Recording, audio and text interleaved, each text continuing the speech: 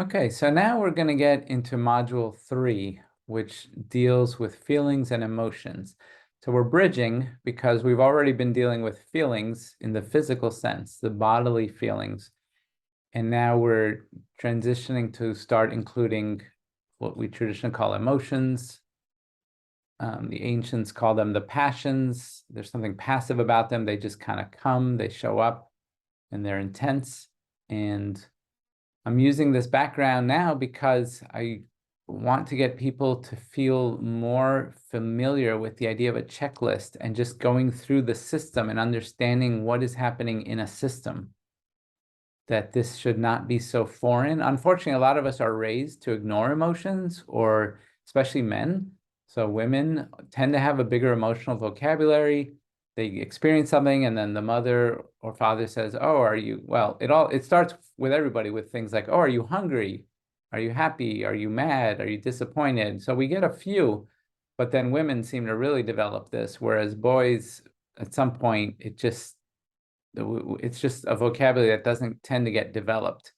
And that's a mistake. Just like learning to deal with cars, like, and any tools, like it's not helpful. Imagine doctors were saying, hey, get me that thing, somebody get me that thing. And, the person's going to bleed to death while you're figuring out what the thing is. It's good to have names for stuff. And the more names we have, the more we bring things under rational control. If they give us handles on these, like imagine a hot pot on a fire that you just can't lift because there's no handle, but we start putting little handles on it, and now we can maneuver it. Okay, so let's just get into it. And again, there's going to be theory first, which we can get rid of and get right to the exercises after you're more familiar with this. So the key seed to plant here is that avoidance is not good. It doesn't help. We stay agitated and then we look for food or alcohol or substances or television or staying busy at work or cleaning or vacuuming. Like all these ways we try to avoid what's going on inside of us.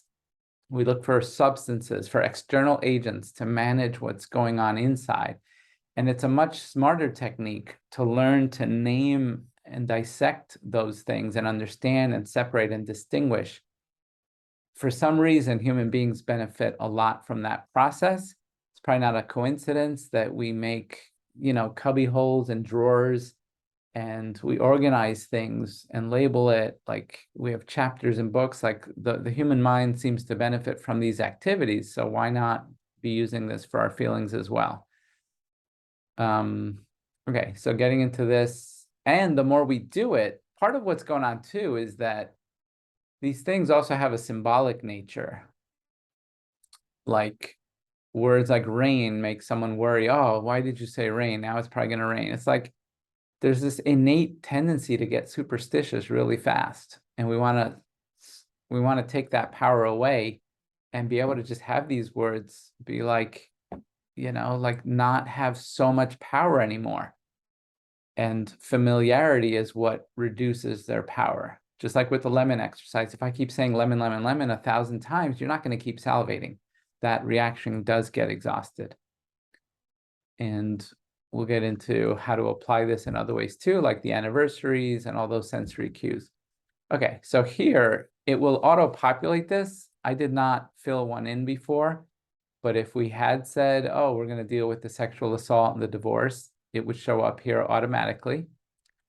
So now we're going to provide some context. Like it's good if the person just builds the story a little bit here. They were in high school, or when did it happen? Just give a little bit of that. Not a lot. Here's another theory section. Again, we can close this off and get right to an exercise or go through it. So right now it just explains what I've been saying already, that these emotions have taken something on that they are maintaining an unnecessary amount of influence and power over us, and we want to take that back. Okay, there's a note here that this is not intended for people that are living in danger. So part of what we're doing here is bringing down the reactivity. Someone with trauma that now still locks their door a million times, but they live in a completely safe neighborhood, just the likelihood of someone breaking in is so small. that's the person I'm trying to help, not the one that's actively living in a dangerous neighborhood or living with an abuser. If that's the person's situation, we do not want to bring down their danger meter. You want that person to be very aware of their surroundings at all times. So just be mindful that this is for people that are out of that situation, but still seem to live and act as if they're in the kind of danger they were in the past. Okay, that's a very important distinction. All right, so we want to end the reactivity to false alarms. That's what we're working on. And so there's confusion. So the process, I call it dipping into the past and then stopping and recognizing the present, like that exercise we did with the looking around. So you can have this memory, but now stop, breathe, remember where you actually are. That is how we train the lower brain to understand that there's a difference between past and present, and it can become a choice. So there's another important thing, that throughout these exercises, we are choosing. I always call it like the album in the living room. It's on a shelf and it has our horrible memories. And we're choosing. Normally we're like, I hate that book. I hate that album. I hate that bookshelf. Why is it even there? We don't want it. And a lot of you are probably thinking, yeah, just toss the thing. But we can't. We can't toss these memories. Another phrase I like to say is, I can't get rid of your memories, but we can help them become like the couch in your living room. It's still really big, but you hardly notice it anymore compared to when you were first buying a couch and maybe you got excited or maybe you hated it. And that first month, the couch was huge. But after a while, you got used to it. Why? Because you sit on it, you deal with it. You're there, you're present. And so this idea of choosing the book is a game changer, saying, I'm going to look at my old memories. I'm going to look at this horrible stuff. I'm going to look at this person I love, pictures of the person I loved who died. I'm going to let myself cry through this song. Choosing to engage is a game changer because the lower brain thought it had to protect you from all that stuff and has been on guard against all that stuff and prefers to go get drunk or to do all these other things rather than deal with that stuff. And you're saying, hold on, I actually want to deal with this, but it's going to be contained. I'm just going to do it for an hour, going to have a good cry, then I'm going to put it back. And that's a major game changer, to be voluntarily dealing with this stuff. All right, so now we're going to dive into, the exercise of listing everything a person's been through might have been a little painful, but I think this next one is going to escalate them even more. When they say, okay, when that sexual assault happened, I want you to now list every emotion that came with it, or that came with how it was handled. So it's not just the day it happened, but maybe some of the follow-up. Okay, when that happened, I felt at least a little bit or incredibly. So the idea is, even included if it was only a little. It's better to include the word than not. So yeah, I felt surprised. Oh yeah, I was shocked. I couldn't believe it. I was quite confused. I felt alone, abandoned, forsaken. I felt, I wonder if I was targeted. I definitely felt robbed and cheated. I felt naked, betrayed by this person. I know who it was. I was disgusted. I felt completely fooled. I felt defenseless, unprepared. So there's this whole laundry list here of words that was developed very carefully from prior research other people had done on words and which words arouse more emotion. But these are words that have consistently helped. When I've done therapy, they've helped with clients to express themselves and to make really important distinctions that are good for the brain. So let me just keep going through them. The person is probably going to say they felt unsafe. In that moment, they felt really weak, disrespected, violated, powerless. I just felt tiny. I felt helpless, insignificant. I felt miserable, devastated, lost, after it, ruined, completely off balance. I felt kind of broken.